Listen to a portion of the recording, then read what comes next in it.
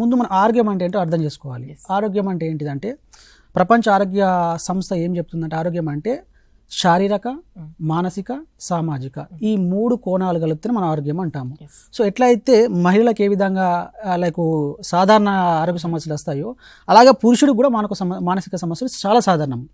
ఈ రోజుల్లో stress, anxiety, depression అనేది మహిళలకు ఏ విధంగా వస్తాయో పురుషులకు కూడా అంతే వస్తాయి. కాకపోతే ఇప్పుడున్న సమాజంలో పురుషులు గుర్తించడం లేదన్నమాట.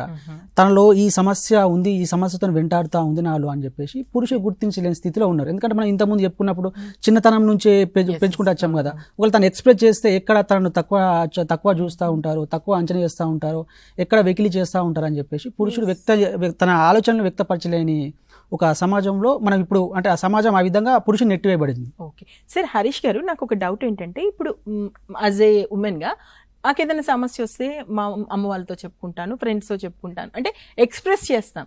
కానీ పురుషులు ఎలా హ్యాండిల్ చేస్తారు? వాళ్ళకు ఒక సమస్య ఉందనుకో లోపల, వాళ్ళు ఎలా హ్యాండిల్ చేస్తారు అసలు? ఎక్కడ ఎగ్జాక్ట్లీ. అయితే ఇప్పుడు మహిళకి ఏదైనా సమస్య వస్తే చిన్నప్పుడు ఏదైనా కొంచెం బాధ వచ్చినా కూడా వెంటనే అమ్మతోనో లేకపోతే అక్కతోనో లేకపోతే స్నేహితులతోనో డిస్కస్ చేసే అవకాశం ఉంటుంది. అయితే పురుషులకు ఏదైనా మానసిక సమస్య వచ్చినప్పుడు ఏమైందంటే ముందు తను గుర్తించడంలో విఫలమవుతాడు.